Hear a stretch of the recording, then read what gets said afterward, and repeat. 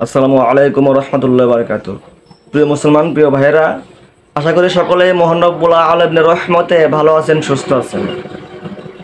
আজকে একটি অবাক প্রশ্নের উত্তর নিয়ে আপনাদের সম্মুখে সমাধান নিয়ে এসেছিলাম। সেটা হলো, অনেকেই জানতে চায়, প্রশ্ন করে যে হুজুর, বউ বড় নাকি মা বড়? কথাটা আমাদের সমাজে কিন্তু অনেক প্রচলিত একটা কথা, যে বউ বড় নাকি মা বড়। আসলে হাদিসে এটা কি বলে, কোরআনে এটার সমাধান কোনো আছে কিনা?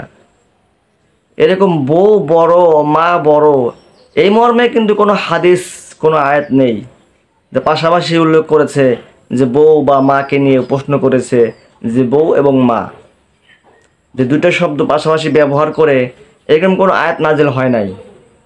সুতরাং আমরা কেন এই আয়াতটা নিয়ে এভাবে আমরা আমাদের আলোচনা করব এবং কি করব, দুজনকে অবহেলা করব? কোরআনে পিতামাতার ব্যাপারে বলা হয়েছে তাদের সম্মান, তাদের ব্যাপারে উফ শব্দ বলো না। 15 নম্বর পারাতে এরকম রয়েছে, এবং তাদের জন্য দোয়া করার কথা বলা হয়েছে।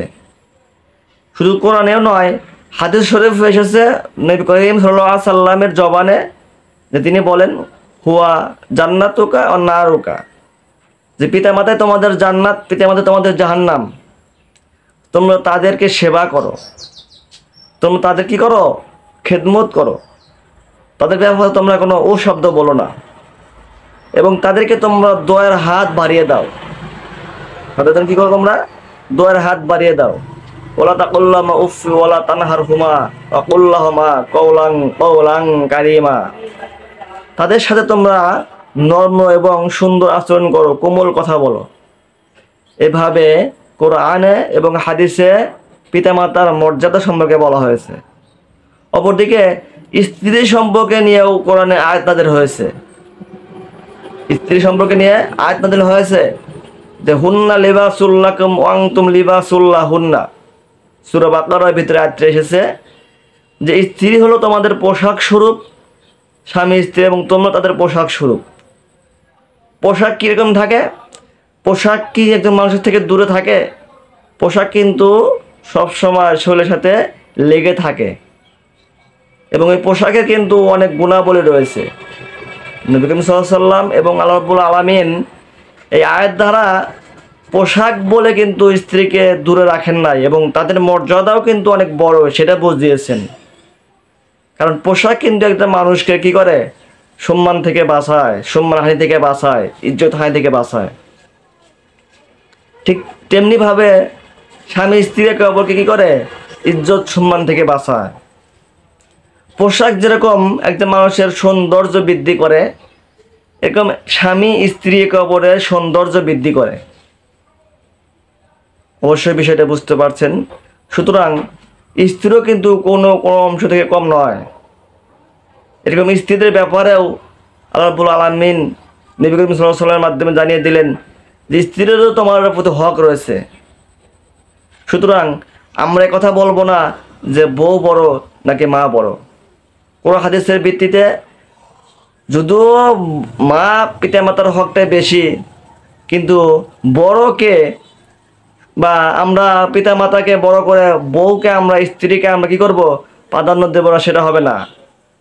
কারণ স্ত্রীকে আরও অন্য একটা হাদিসে অর্ধাঙ্গিনী বলা হয়েছে, অর্থাৎ জীবনের অর্ধেক হলো স্ত্রী। সেখানে কিন্তু পিতামাতাকে জীবনের অর্ধাঙ্গিনী বলা হয় নাই। পিতামাতার সম্পদ, পিতামাতার সম্মান আছে, থাকবে, কিন্তু একটা স্ত্রীকে কিন্তু অর্ধাঙ্গিনী বলা হয়েছে, একটা জীবনের অর্ধেক।